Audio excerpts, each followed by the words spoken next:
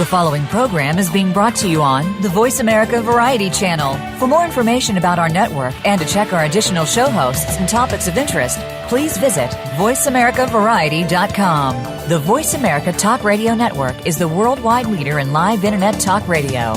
Visit voiceamerica.com. The views and ideas expressed on the following program are strictly those of the host or guests and do not necessarily reflect the views and ideas held by the Voice America Talk Radio Network, its staff, and management.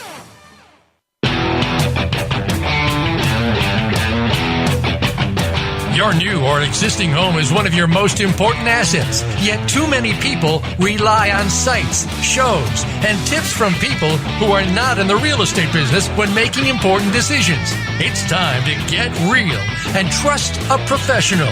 This is Real Estate Today with host Deb Tomaro. In this series, you'll learn about making smart decisions when it comes to buying a home, selling a home, or even staying in the home you're in. Now, here is your host, Realtor Deb Tomaro.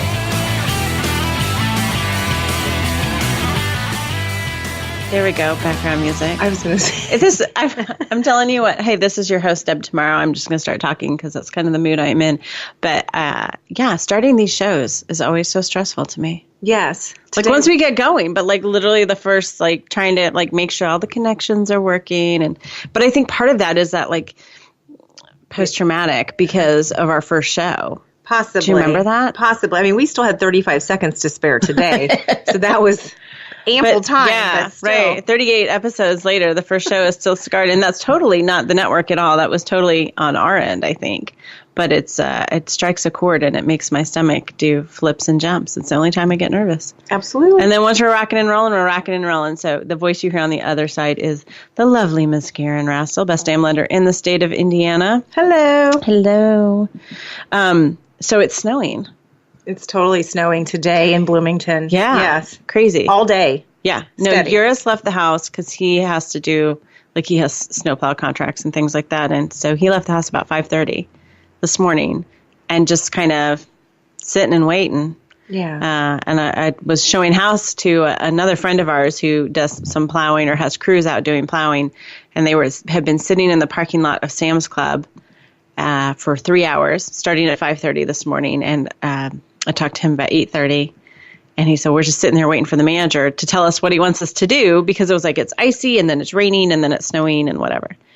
But it's kind of looking a little Christmassy, so that's nice. Totally. I know. Right. I had said Put you to in the mood girl, a little bit? yes, if I was a reader, this would be the day that I would sit near a window, watch the snowfall, read a book. I was going to post a picture. My dogs the puppies have taken to sitting in this chair that's right below our Christmas tree, which is a palm tree. Right. And they every time I walk into the room, they're in that chair, like they're waiting for Santa. And they were all snuggled up this morning. And I thought, I should take a picture of that and post and say, this is where you should be today, like snuggled up in your comfy chair under your palm tree, listening to Real Estate Today. Yes. With Deb Tomaro. So hopefully that's where you are. So we were going to talk, we usually try to keep you updated on HGTV drama and things like that. There's a little bit of drama going on. We're not going to talk about it because we're going to take the high road. But I just want to say, don't worry, because it's not about Chip and Joanna. They're okay. They are okay. They are okay. So we're taking the high road on that. I did have a funny article that I wanted to share that I was tagged in on Facebook. I'm loving this. Did you see? People are tagging me. They past clients and people I know always tag me in real estate related stuff. And it's so funny. Completely unrelated, but just a few minutes ago. Do you remember when we had Matt Doring on the show several shows ago? And he was talking about new construction. They're almost done building their new house. And we've been teasing him over and over again. I think we talked about it on the show, right? Buying a fancy toilet for your house. Yes. Did we talk about that on the show? I think we did. Did I really say these things out loud on the air? Probably so. Probably so. Well, he just tagged me, and I got to share it to the business Facebook page, the Deb Tomaro Realtor page, that they've picked out their new toilet. And the only thing I could say was, what is soft rear? Because there's a button that says soft rear. No way. Yeah. Okay. But I think it has to do with the speed of some sort of drying action or something. Okay. Again, too much. I'm getting visuals. I know Matt. It's very weird. I know. So anyways, that was pretty exciting. So he had tagged me on that on Facebook. And someone else tagged me. My friend Amelia tagged me in this. Do you know The Onion? No. You don't know The Onion? No. It's like a fake news source. Okay. And so they write these fake stories, but they're really fun. They're written in a very serious tone. And it always cracks me up because someone invariably sees this and they go, oh my gosh, I can't believe this is real. Okay. Variety of subjects. It's like Huffington Post, except that none of it's real. Okay. So she tags me on this one. It says, how to begin the search for your dream home. And it's a list of things that you need to do as a buyer to begin the search of dream home. So number one, first thing you need to do, decide from the get-go whether you are the type of person who values whatever the hell a mudroom is. That's the first thing you need to do. Okay. I like this one. This is for you. Mm-hmm. Number two, set up a meeting to speak with a mortgage banker. Even just asking about her day would mean a lot to her. It would. Totally. Yes. Holidays. Number three, before meeting with a real estate agent, make a list of non-negotiable features like walk-in humidor and retractable roof. Oh, my gosh. Number three, when you visit open houses, hire some child actors to gleefully run around each backyard and see if that stirs anything in you. Which is funny because anytime, I have this stupid thing I do anytime I'm showing a house and a rabbit runs by outside. I go, look, a rabbit, I staged that for you. I always say, we bring the deer in or whatever to kind of give a little. I love rabbits, and I don't see them very often. Oh. And they remind me of my dad. So if I was looking for a house and a rabbit went by, I'd totally be buying that house. You should come to my house because we have a colony. Okay. Even I don't know what number 5 maybe. Even if you have your heart set on a vintage home, honestly assess whether you'll be willing to put in the necessary work to live at 1600 Pennsylvania Avenue. So anyways, I thought that was a great list. That was very funny. We'll share that on Facebook. I had another, this is completely unrelated, but the snow today had me thinking about this. There was a couple of things that there was a friend of mine lost her dog around Thanksgiving. And did you see that, Amber? Like physically lost, like the dog ran away. Okay, got out and ran away. Okay. And they live out in the next county over. And every day they're posting, looking for their dog. And it's breaking my heart. I can't even take it. Dog's like 18 months old or something. Hudson. It came home last night. Amazing. She's like, it's a Christmas miracle. Oh, my gosh. And it was that, like, a friend of hers, she'd been posting on Facebook so much, and a friend of hers, knew about the post. And then this friend's parents had called the daughter and said, hey, there's this dog. It showed up around our barn, and it's been here, and they described it. And the friend was like, that looks like this girl's dog. Okay. And connected him, and it was. And he was skinny and covered with ticks and, fleas or whatever, but he's home, and he's getting fixed up. But it made me think a lot about all the times I've shown homes where the pets are loose inside. And People do that? Oh, yeah. And People do that knowing that someone's going to be viewing their home? Yeah. Okay. And I just came from a closing where the seller was actually saying it was really, really hard to sell my house to figure out how to deal with the dog. For any time there were showings, it was really, he said that was one of the hardest things. But it made me think about this one time. This was a long time ago. The snow got me thinking about this too. I was showing this house and there were, 2 adults and myself. So 3 of us trying to get in and out of the house. And there was a cat who just wanted out, which is usually it's the cats. They want out. And we didn't have any notes or anything in the showing instructions. And we made it into the house, toured the house, but then as we were trying to leave, it's hard to get 3 people out of the front door without opening the front door. Right. So the cat got out, and I lunged for it, and it slides through like the railing. Okay, there's like the slats or whatever. It's through there. I got its tail, so I'm on one side holding onto this cat who's just screaming bloody murder, a tail, as my client's trying to jump off the front porch and run around to catch the front end, right?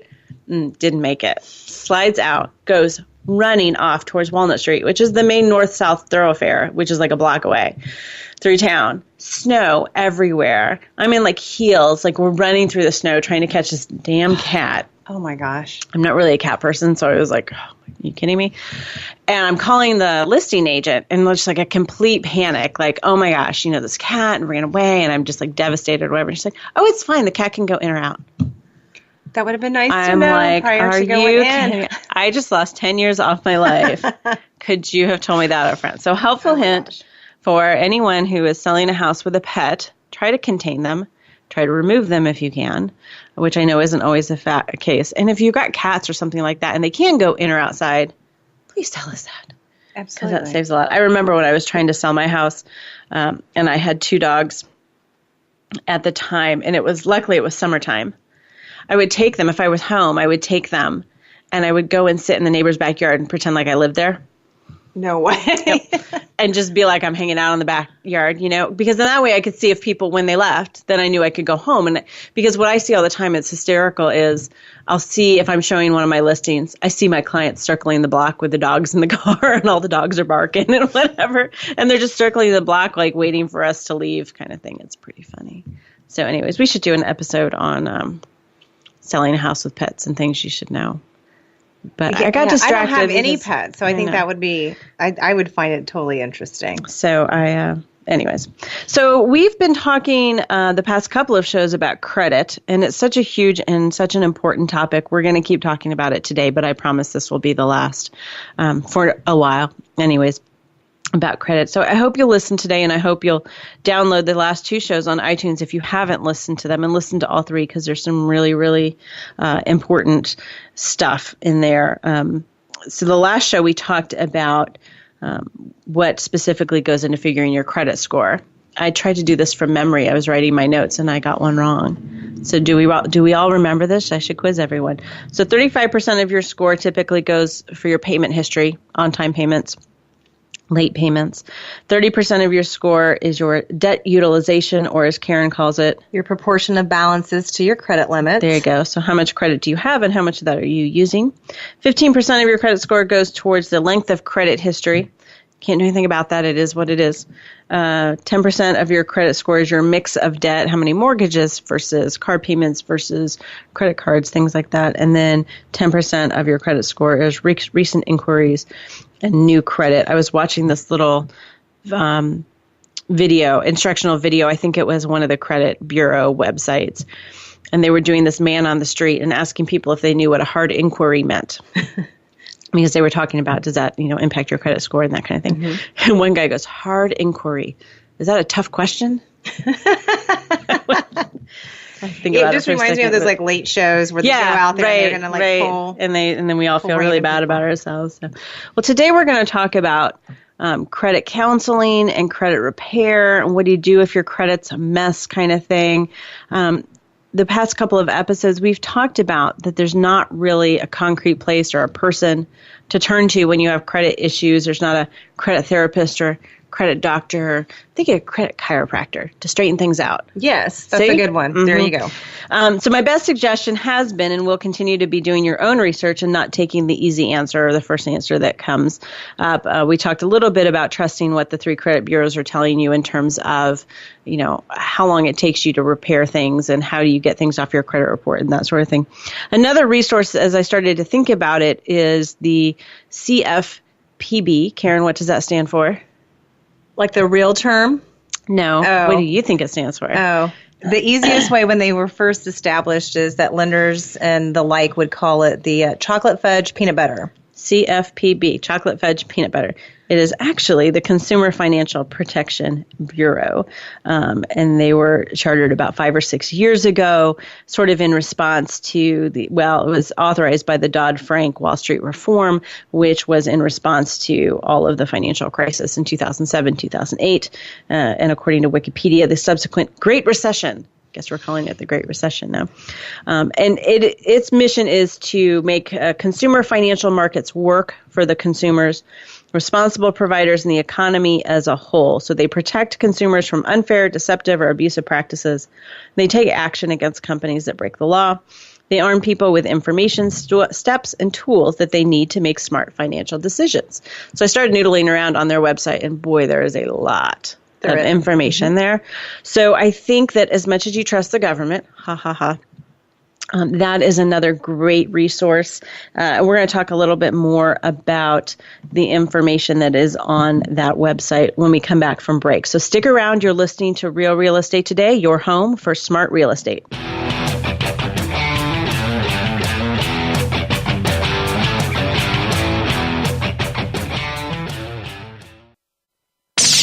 The Internet's #1 talk station. #1 talk station. VoiceAmerica.com. Are you interested in buying or selling a home? Not sure what the next step is? Deb can help. Go to realrealestatetoday.com and click on Start Here. You'll be asked a few simple questions, and Deb will personally contact you to help answer your real estate questions and connect you with a realtor in her personal nationwide network of realtors. So even if you aren't in Deb's service area, you're guaranteed to find a good match wherever you are. Visit realrealestatetoday.com. Are you finding your frequency? It can be described as that space between failure and success. It's the future of digital media. It's finding your voice. It's engaging topics, content, and ideas. Jeff and Ryan discuss the digital media space and all of its aspects. It's about making the mistakes, taking the chances, summoning the intestinal fortitude to step out of your comfort zone, and discovering what you can accomplish when you decide to try, decide to learn, decide that you have something to say, and find your frequency. Live Fridays at 2 p.m. Pacific Time, 5 p.m. Eastern Time on the Voice America Variety Channel.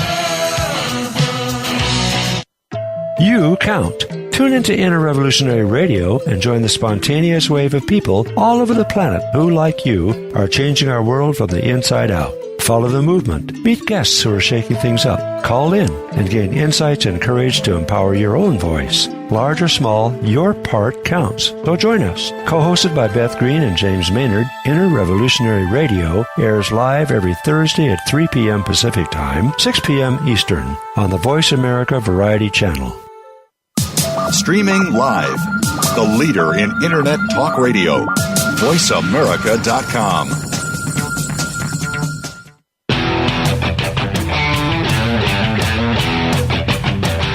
You are listening to Real Estate Today. To reach Deb Tomaro or with questions and comments about the show, please send an email to Deb at realrealestatetoday.com. That's Deb at realrealestatetoday.com. Now, back to this week's program. Thanks for coming back. We are talking today about credit yet again. It's the Big Credit Show, episode 3. It sounds fancy when you say it in French. Is that 3 for French? Oui. Okay. that I know. I have a French degree, so got to use it. All right, so we were talking about the chocolate fudge peanut butter, or the Consumer Financial Protection Bureau. I wonder if they know that that's what everybody calls them. What is your interaction? You probably don't have daily interaction, but there's some jurisdiction.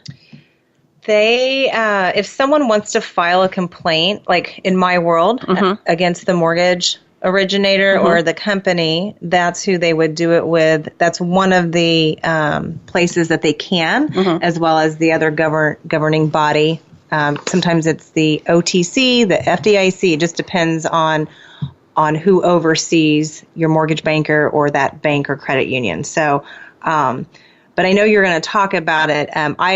When I first heard about this, I obviously was in the business, but the first person that I know that actually reached out to the CFPB, it was in regards to student loans.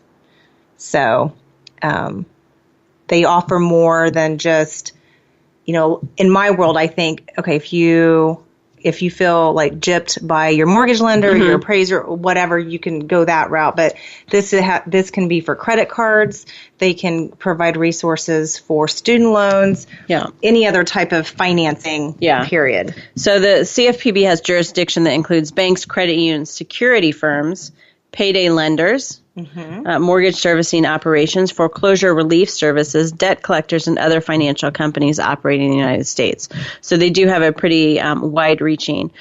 They have tons and tons on their website, tools and templates. They've got a template we're going to talk about a little bit later in the show for submitting a credit dispute. They give you, here's the letter you need to kind of fill in the blank sort of thing. They walk you through that process. Tons of frequently asked questions. If you go to their website and you just put in the word mortgage in their search engine on their website, it came up with 78,000 hits. Oh my gosh. Just on their website. I could imagine. So there's just tons and tons of information. Don't get overwhelmed, but I mean, just ask your question, type your question in, and the answer is probably in there.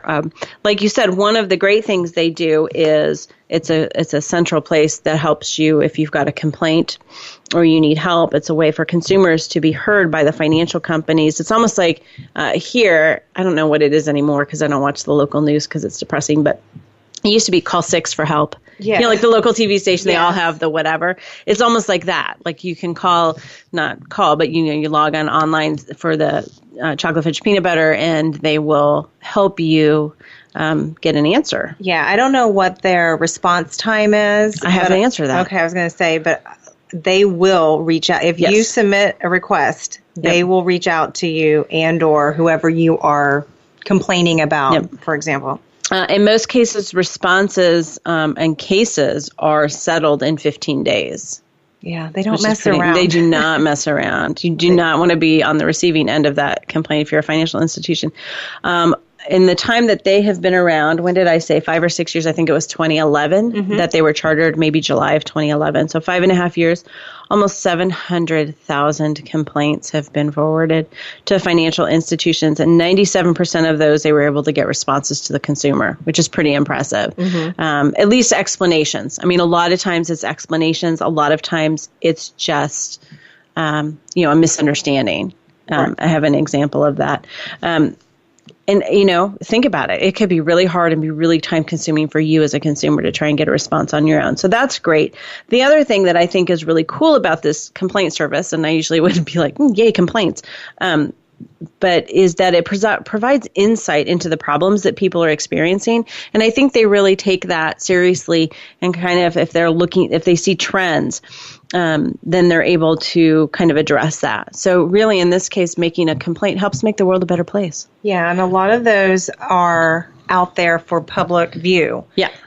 If you complain specifically about someone, their name or whatever may be... It's redacted, Yeah, but the company name is out there. It tells you how it was resolved, when it was resolved, and in whose favor. And so everything about that company is out there. Right. So when you can't sleep at night, this is the new thing I'm going to do. I used to always look at people on... in Indiana, we have a website, mycase.gov, and you can look up and see people's criminal histories and whatnot. So we always, who's been arrested?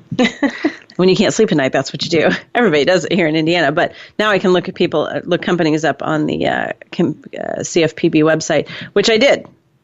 And I think this database on the CFPB website is a really good partner to the Better Business Bureau. And as we're going to talk about credit counselors here in a little bit later and credit repair firms, I would certainly go to the Better Business Bureau and then I would look them up on the CFPB database to see what people are saying. I did a little research on the site there for fun. I looked up a mortgage company who shall remain nameless, but it is not Karen's mortgage company. But I've had a lot of challenges with this mortgage company. And there weren't as many complaints as I thought there would be, so I was kind of disappointed in that. But I had heard a story from a client, and sure enough, it was there. The personal information had all been redacted, so you wouldn't know it, except I knew all the details of the story, and I was reading. Not all of them have kind of like a paragraph of information, but a lot of them do. And I was like, oh, yeah, okay. And the mortgage company's response was, we believe this is an isolated incident. That was their response to CFPB. And I'm sure there was more internal, whoever did something wrong got disciplined or whatever, but that was kind of interesting. There was another one I saw, and I guess my point I want to make on this is, do remember that there are two sides to every story. And like I said, I think, if someone went through and analyzed the 700,000, I would be curious as to what percentage of those complaints are just a result of misunderstanding. Sure. Because the lending industry... just looking at, the mortgage side of things, it's confusing to people because they don't do it very much. So I saw one that was complaining about a lender, and it said that their description was that they had to pay for an appraisal, and then the transaction didn't close. And the lender was refusing to refund their appraisal fee that they had paid. And they complained because they said, I contacted a different lender, and that lender said they would have given me my money back. So can you explain to us what happened there? Are you asking me? Mm-hmm. I think every lender, most lenders, it is a non-refundable fee. It's a cost of doing business. And so the appraiser still has to be paid for their services, whether the deal goes through or not. Some companies will go ahead and refund it, I guess, if there's a big enough stink about it. But most of us, it's a non-refundable fee, and we tell that up front. Yeah, and it's basically, you can't say, well, this lender would have, because it's lender specific on how they handle each specific situation. So again, that's sort of my example of there's two sides to every story. So I would certainly remember that if you're looking up a particular lender, and there's you have to sort of take it all with a grain of salt, I guess. I mean, this is a bad analogy. I wouldn't say like look at these scenarios out there like you would TripAdvisor or something. But again, someone could have been denied a loan, or let's say the seller, there could be something else, and then the person that did file a complaint was just really upset about something. Yeah, absolutely. No, we see that all the time. That's probably actually a pretty good analogy. Okay, so since they've started accepting complaints in 2011, the CFPB have helped consumers connect with financial companies to understand issues with their mortgages, fix errors on their credit report. We're going to talk about that a little bit more, too. Stop unlawful calls from debt collectors. Get direct responses about problems with their credit cards, bank accounts, private student loans, and more.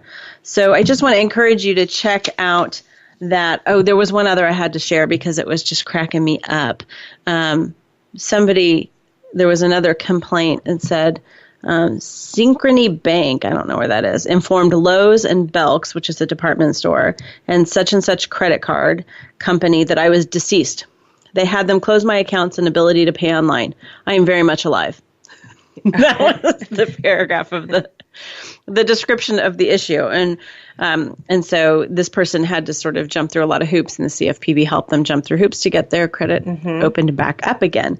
Because what we're finding a lot, and I've got some stories about this, is that especially if your name is similar to someone else's name, that your credit reports can get merged. That can happen. And get some inaccurate information. Yeah. Or even like siblings, you could have a totally, not just one digit off Social Security number. It could be completely different. Yeah. And I've seen that interchanged. I saw at a closing just a few weeks ago that the lender sent a piece of paper in the loan package at closing to sign that said something. We read it about 6 times, and nobody really completely understood it. And the lender was just kind of like, I don't know. So they were super helpful.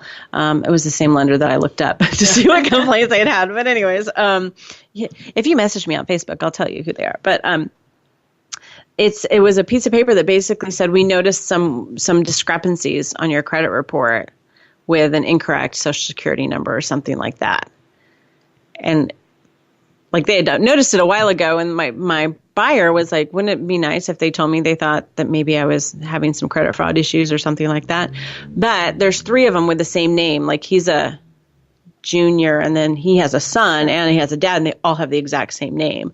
So my guess is that there's something that kind of came up with a Social Security number that got confused or something. But I was like, yeah, you probably want to call the credit bureau and ask them about that. Yeah, we see that happen sometimes where someone's transposed the number, but we do reach out to the borrower and say, hey, this number, and we tell them this is appearing in some of your documents. Yeah. Do you know who? Sometimes it could be their child, or I have no idea. Yeah. We get that information. We let them know that right away. Yeah, that's and nice. They do sign something. Yeah, but that's not when you should find out. At the closing. But it's not your lender's responsibility to fix it. So that's why they're just being nice and notifying you. But it would be nice to know right away. But anyways, one of the things that the CFPB investigates and enforces is the Fair Credit Reporting Act. Now, this act was actually enacted in 1970, which is when credit scoring reporting really started taking off. If you remember from 2 episodes ago, our first credit episode, we talked about the FICO people, Fair, Isaac, and Company, and how they started creating credit scoring models in the late 50s and early 60s. So this Fair Credit Reporting Act is designed to promote accuracy, fairness, and privacy of information in the files of consumer reporting agencies. There have been a lot of changes to it over the years, and one of the best changes is that each credit bureau is now required to provide you, if asked, a free copy of your credit report. That's something that is fairly recent in the past 10 years, maybe. 2004, 3, something, I think. In the past, that wasn't the case. You didn't have really any right to know what was in your super secret file. Right. So we're going to talk a little bit more about this act because I think it's important to be an informed citizen and know the laws that we are living under when we come back. So stick around. You're listening to Real Real Estate Today, your home for smart real estate.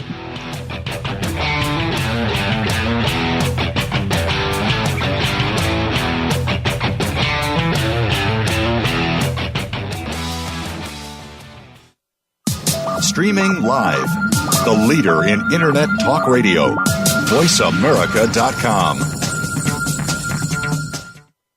Are you interested in buying or selling a home? Not sure what the next step is? Deb can help. Go to realrealestatetoday.com and click on Start Here. You'll be asked a few simple questions, and Deb will personally contact you to help answer your real estate questions and connect you with a realtor in her personal nationwide network of realtors. So even if you aren't in Deb's service area, you're guaranteed to find a good match wherever you are. Visit realrealestatetoday.com.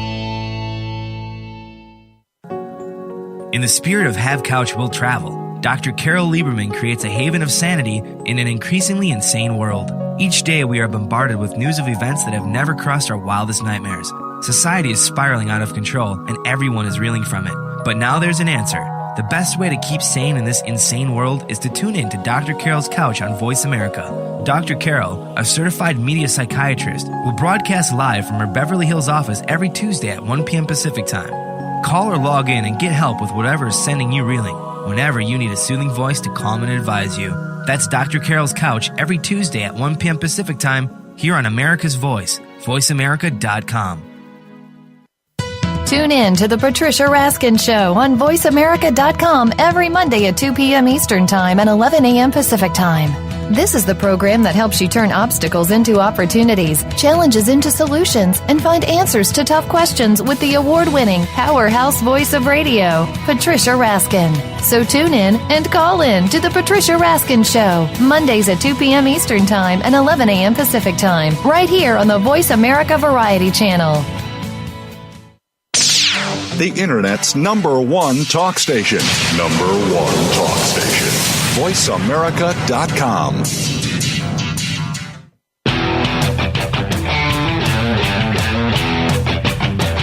You are listening to Real Estate Today.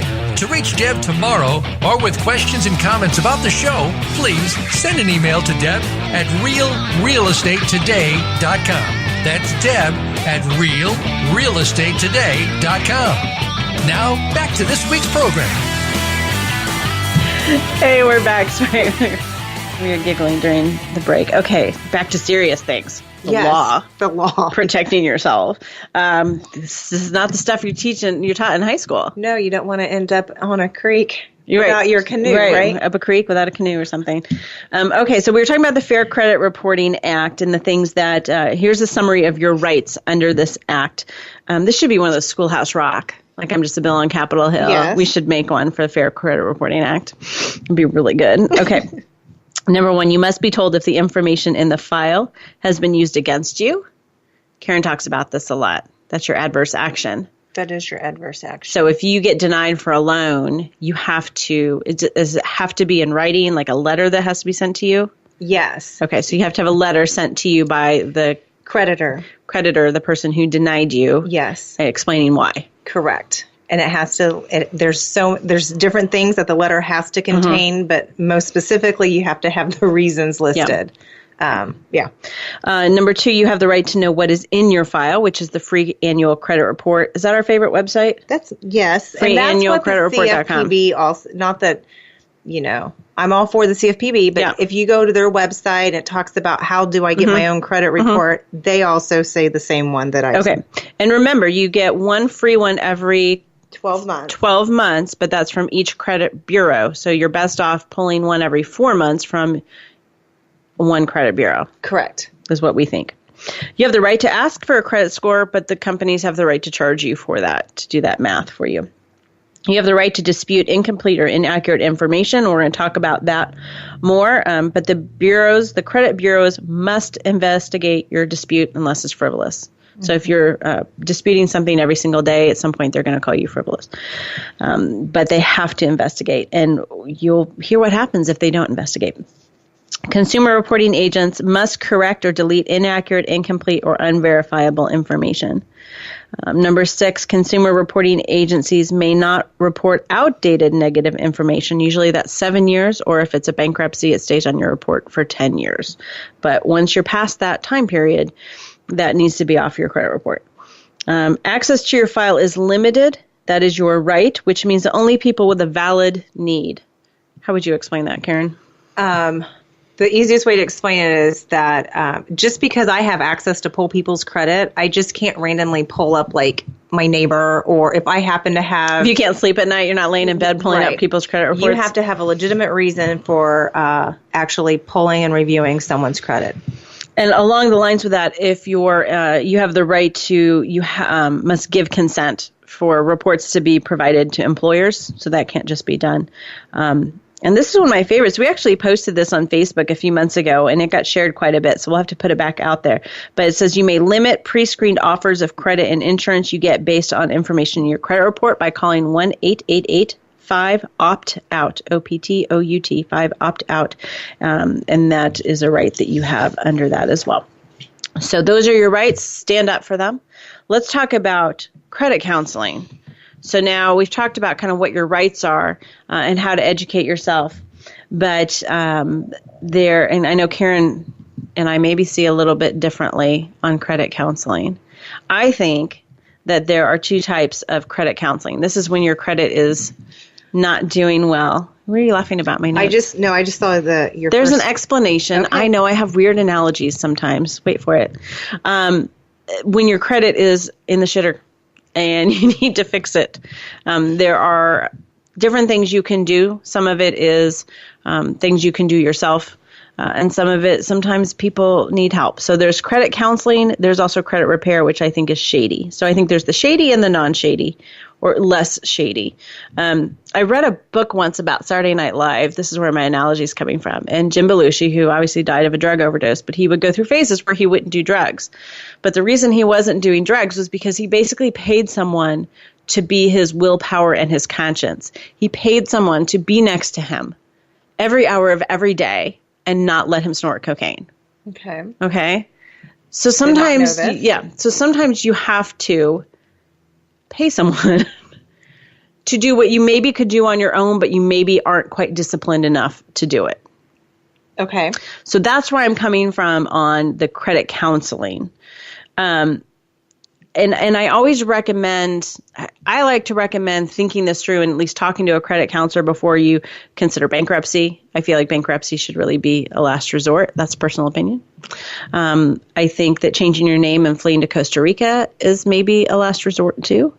But I had a very close friend do this several years ago, and it really did get him back on track. So what this was, credit counseling, was that he was very much in debt. Most of it was business debt. And basically his payments every month were just going towards interest. And he called all the credit card companies and said, can you help me out? Can you lower my interest rates? I'm not making a dent. I'm never going to get anywhere. I'm just treading water.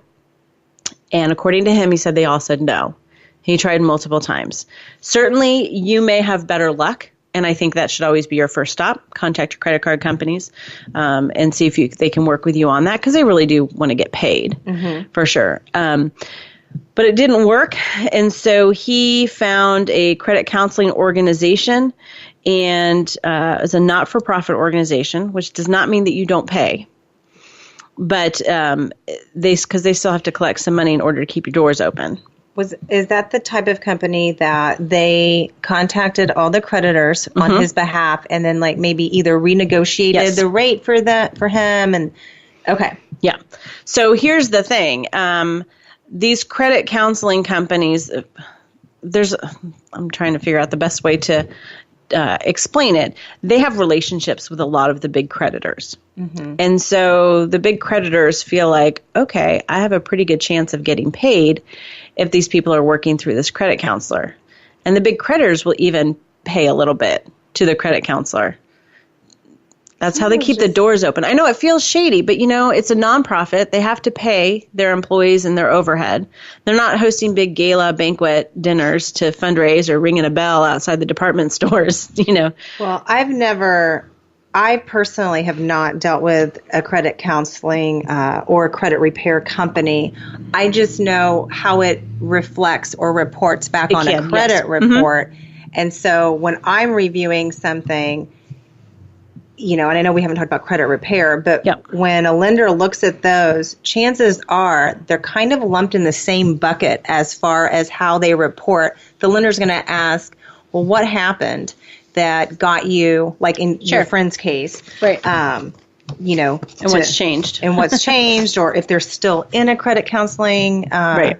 So what we're talking about is if you enter into a debt management program. Now, a credit counselor may sit down with you, look at your budget, give you they should. If they are not willing to sit down with you and help you look at your budget and give you advice at no charge, then they're probably not a good credit counselor. Certainly, you should be looking them up on Better Business Bureau. You should be looking them up on CFPB and make sure that you're not with any of the shady ones. But if you enter into a debt management program, they renegotiate your interest rates so that your payments can make a dent into your debt and your balance. You pay them an amount each month. And then based on the plan that they lay out, they start paying off your debt. And a small portion of your monthly payment goes to them for their services. Now, I know that my friend who did it also was paying extra on his own. So typically, what is a 4 or 5 year plan? I mean, this is not for the weak of heart. This is to get you out of a hole. Mm-hmm. For him, it ended up being a 2-year plan because he was kind of paying as much as he could. In addition. But there was some really good advice on the FTC, Federal Trade Commission information website. Again, I hate saying trust the government because I feel like we shouldn't, but we're gonna. About choosing a credit counseling organization. We'll post a link to this. Never paying anything up front is really, really important.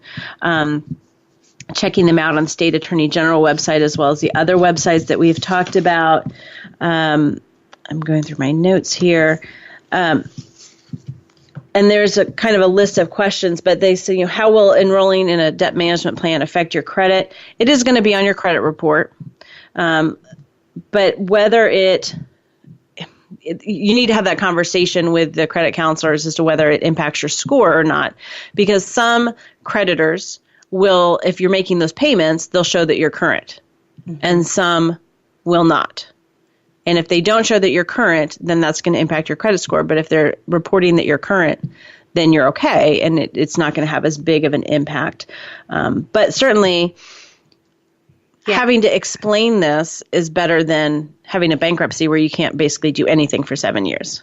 It's true. And I think a lot of the ones that I see, they're not being reported, they're not being updated, or the organization, maybe they didn't have like a legit one. They're not really sending the payments in, or, there's all these other horror stories. Yes. I don't see it too often. Yes. But in the ones I have seen, there's always been some weird story going on. Where the consumer's paying the debt counselor and then the counselor's not making the payment. Exactly. And that's why you have to do your research up front and make sure that you're getting one that is good. There are state agencies that will refer you to ones, and I'd like to think that those would be good referrals if you go to a state agency first. So there are certainly places to turn to confirm. Don't just take the first one. Now, my friend, I asked him that question. Mm-hmm. He's like, I don't really know where I found them. It's like sign on a telephone pole. He's like, I'm not really sure. Like, I don't know if he just opened the phone book and kind of lucked out. Mm-hmm. It worked for him. It worked for him. And so I feel like it's an option I should tell people about before you choose bankruptcy. So, all right, let's go to one last break, and then we're going to talk really, really fast about scams and also what to do if you do have an error on your credit report. You're listening to Real Real Estate Today, your home for smart real estate.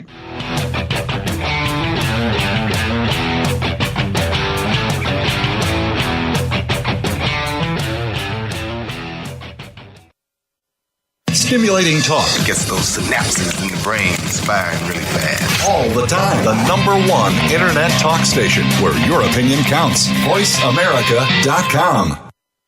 Are you interested in buying or selling a home? Not sure what the next step is? Deb can help. Go to realrealestatetoday.com and click on Start Here. You'll be asked a few simple questions, and Deb will personally contact you to help answer your real estate questions and connect you with a realtor in her personal nationwide network of realtors. So even if you aren't in Deb's service area, you're guaranteed to find a good match wherever you are. Visit realrealestatetoday.com. What makes a great leader? Most have a vision, one that starts beyond the resources available and continues from that point into developing a solid plan, organization, and company.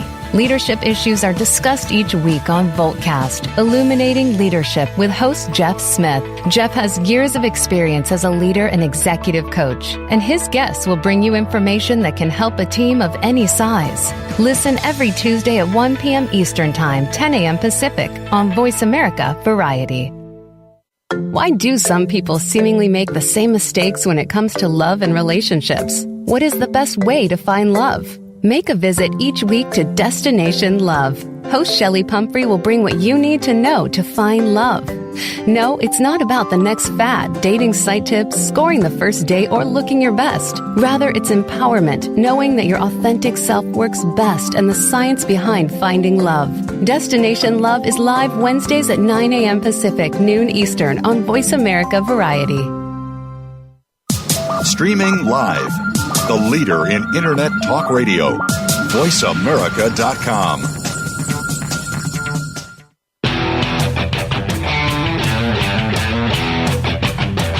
You are listening to Real Estate Today.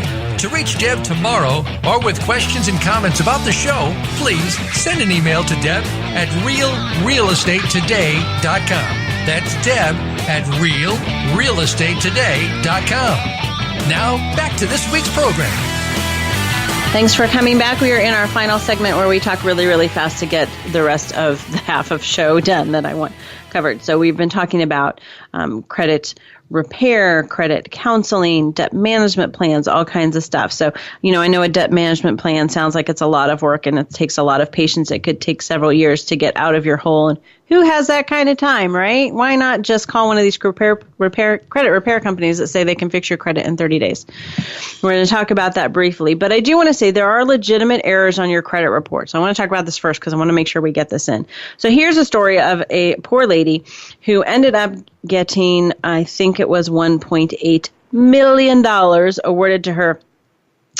She had to file suit against Equifax, which is one of the three credit bureaus, because they were not responding. She had her credit file merged with a different person who had the same name and a similar Social Security number, but who lived in a different state and had a very bad credit record, unlike this lady's who had a very good credit record. And she tried, I think, for something like 2 years. She repeatedly wrote, telephoned, and faxed Equifax over 2 years, and it never investigated the information. It never made a correction, and it never gave her the entire contents of her credit file. It gave out the damaging, incorrect information, on and on and on. And so she filed suit. She spent over $250,000 in legal fees to pursue the case. But and she was eventually awarded $1.8 million.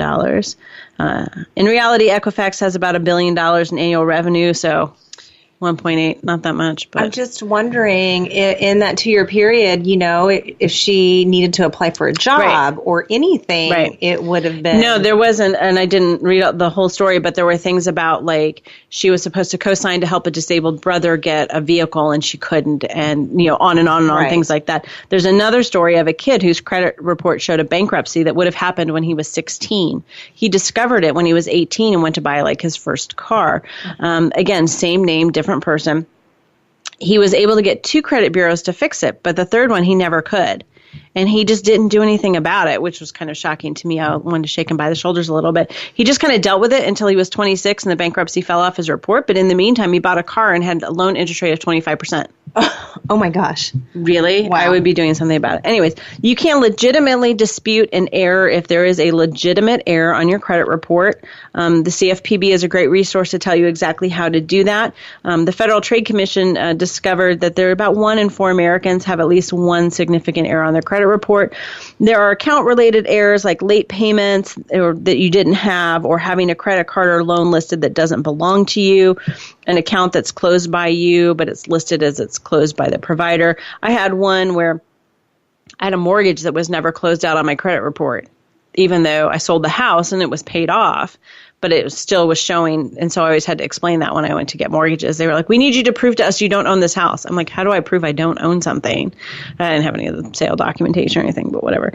Hard inquiries that you didn't authorize, things like that. So there's account-related errors. There's derogatory mark errors, like collections that are paid off but still showing unpaid. I'm sure we see that all the time, right? That's very common. Tax liens that are more than 7 years old that haven't been removed. And then there's personal information like wrong names, addresses you've never lived at, inaccurate employer information. Those probably have less impact because they don't impact your credit score, but still you want that correct. So here's what you do. The advice is to contact the 3 credit bureaus in writing, typically, with what information is inaccurate. The CFPB website offers a great sample dispute letter that tells you exactly what you should say in this letter. Provide copies of the documentation, and it'll give you the addresses to send everything to. So that's, and then they have 30 days, I think, to respond to that. They have to, they are then responsible for kind of forwarding all the information to the creditor who's making the report, making the claim, and working it out with them. And then they have to get back to you within 30 days. Now, one thing I thought was really interesting was that apparently on the credit bureau websites, they do have online dispute forms. So you could do it online. I'm old school. Okay. Yeah. Well, there's a trick to it. So don't recommend people do that, because from what I'm reading and from what I've read, it says that if you dispute your case online, you actually give up your right to arbitration. There's tiny little fine print that says if you do this, if you dispute this, then you give up that right. And you can't get your $1.8 million like poor Julie Miller did. However, there's one person was saying, one expert was saying, hey, if it's a $30 debt that you're disputing, you're not going to go to court over a $30 debt. Right. Make your life easier and do it online. But if it's something, more significant than that, you want to do that in writing. So again, it's not that difficult, but here's the thing. Here's what I know Karen runs into all the time. There's an error on your credit report. We need to dispute that, or we need to file a correction. Right. But I have a house I need to buy tomorrow. My recommendation, and this is just my opinion, because it really would come down to what type of loan program you're doing. If your credit is okay enough and it, like you're getting a decent rate and everything, wait until after you have had your loan closing and bought the house, because anything that's disputed, that loan program may require it to come out of dispute, meaning the consumer would have to drop that complaint. Then, because when you dispute an account, it stops, it's no longer part of that algorithm that we talked about last week. So let's say you have, this is just a random example, 700 credit score, and you've got like 4 disputed items. Those all come off. Now your score has been recalculated, and now it's like a 650, something like that. And you would have a change in terms. Either take care of it prior to getting a mortgage, or wait until after you're in the house. And then get that corrected. Give yourself plenty of time. Right. I mean, this is, again, why I always preach, talk to your lender, get with your lender way ahead of time, not, the day after you made an offer on a house, because you could come up with something like that. And Karen kind of led us into the last thing I wanted to touch on real quick, which are these credit repair scams. They're actually involving what is called jamming the system. So these people that say they can repair your credit in 30 days, what they're doing is they're going in and disputing every single thing on your credit report. They are sending in disputes. Here's one thing. Those companies that do those quick credit repairs, they will tell you have to bring in a copy of your credit report because they are not authorized. Because remember what we said, the only authorized people with a need and a legitimate purpose can pull your credit report. So if a company is asking you to bring in a copy of your credit report, they may not be legitimate. But they then file disputes with every credit bureau for everything on your credit report to try and overwhelm the system. And if something isn't responded to within 30 days, then they can do what Karen was saying was basically suspend that debt, and it can falsely show your credit report. It could make it go down or it can make it go up. They're hedging their bets that it's going to make it go up, but then the next month the creditors report again and your score is going to go right back down once they figure out. Here's my thing with this credit repair scam. A, you owe the debt. 2, it's your debt that you owe. And lastly, it's your freaking debt. So don't be a jerk and jam the system and make it harder for people who have legitimate issues to get resolution. You're probably not going to get the house anyways. So do the right thing. Figure out, we've given you some great experts and resources. Figure out a plan. Be a little patient and work it, and you will get out of the hole, because I've seen people get out of amazingly deep holes. You can get out of it. Mm-hmm. It's not the end of the world, and you may just have to delay that gratification a little bit. And I think, too, if it's like a legitimate error, if you are pulling your credit report every 4 months through the free annualcreditreport.com, you can troubleshoot that throughout the year, because you're going to notice items that pop up and go, wait a minute, I don't have that department store card, or that mortgage I had should be paid off. Right. And it won't be last minute. Exactly. Right. So my takeaway is, this is what Eurus always says to me as I am walking out the door every morning. He says, be vigilant. I don't know what that means. I don't know what but so now we say that to each other. Be vigilant. Be vigilant. Don't be a slave to the FICO gods, but be vigilant, and don't get yourself in a pickle. Kind of know what your goals are and work towards those. We're here to be a resource for you, as well as many other companies. I think that's about it. That is it. Okay. Thanks for joining us. Be sure to listen to the other 2 shows on iTunes if you haven't, about credit. And we will be back next year with a holiday party show. We're going to talk about some of our favorite shows that happened over this year. Next week. Sorry. We're going to reminisce. So have a great week, and we will be back next week with a new show. You're listening to Real Real Estate Today, your home for smart real estate. Thank you for tuning into Real Real Estate Today. Please join your host, Deb Tomaro, for another edition every Tuesday at 12 noon Pacific Time, 3 p.m. Eastern Time on the Voice America Variety Channel. Until next week, take care of your home. It's one of your most important assets.